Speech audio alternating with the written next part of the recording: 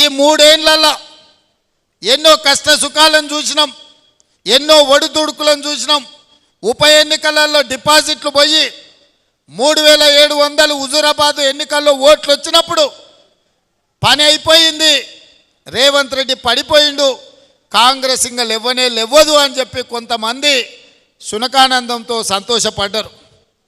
కానీ ధైర్యం కోల్పోకుండా 1.5% ఓట్ల నుంచి 40% ఓట్లకు కాంగ్రెస్ పార్టీ పెరిగి 64 సీట్లు గెలిచి ఇవాళ 65 సీట్లు ఉప ఎన్నికల్లో మనకు కంటోన్మెంట్ గెలవడం ద్వారా ఇవాళ 65 మంది ఎమ్మెల్యేలు, 8 మంది పార్లమెంట్ సభ్యులు ఇవాళ మనకు తెలంగాణ రాష్ట్రంలో కాంగ్రెస్ పార్టీ కార్యకర్తలు కష్టపడి గెలిపించారు.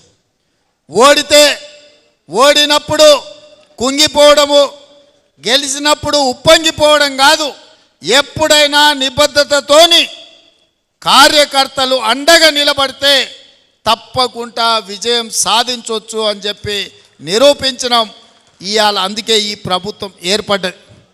అందుకే మిత్రులారా, మీరందరినీ నిన్న మొన్న చూస్తున్నాం. కొంతమంది మాటలు బీఆర్ఎస్ వాళ్ళు అంటున్నారు, అయ్యో ఇంత అన్యాయం ఉంటుందా, మేమేం ఇంటలేదు ఈ ప్రభుత్వం అని.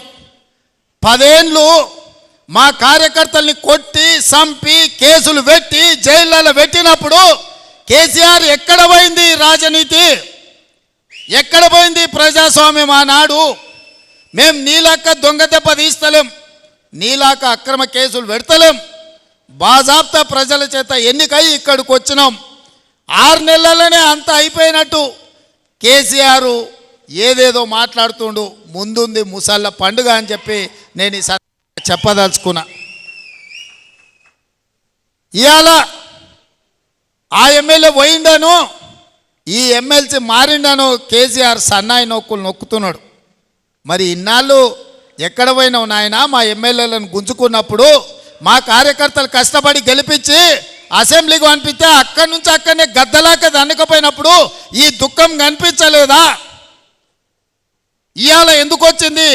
ఎన్నికైనా నెల తిరగక ముందే ఈ ప్రభుత్వాన్ని పడగొడతాం, ఈ ప్రభుత్వం పడిపోద్ది అని చెప్పి బీజేపీ వాళ్ళు బీఆర్ఎస్ వాళ్ళు ఒక్కటై కుమ్ముక్కై మన ప్రభుత్వాన్ని పడగొట్టాలని చూసిరు. ఈ ప్రభుత్వం ఉండనే ఉండదు, 3 నెలలు కూడా ఉండనీయమని చెప్పి బీజేపీ వాళ్ళు బీఆర్ఎస్ వాళ్ళు మాట్లాడలేదా? ఇవాళ అక్కడి నుంచి ఈ భూమి మీద బీఆర్ఎస్ఏ ఉండదు, పాతాళానికి పోయిందనే పరిస్థితి వచ్చింది. కాంగ్రెస్ పార్టీ కార్యకర్తలతో పెట్టుకుంటే నీ పార్టీకి పుట్టగతులు ఉండవని నేను ఆయల్లో చెప్పిన. మా కార్యకర్తలు ఉసురు తలిగింది కేసీఆర్ నీకు, వాళ్ళ ఉసురు తలిగి దుమ్ము కొట్టుకపోతావు, నీకు ఇంకా రాజకీయంగా మనుగడ లేదు.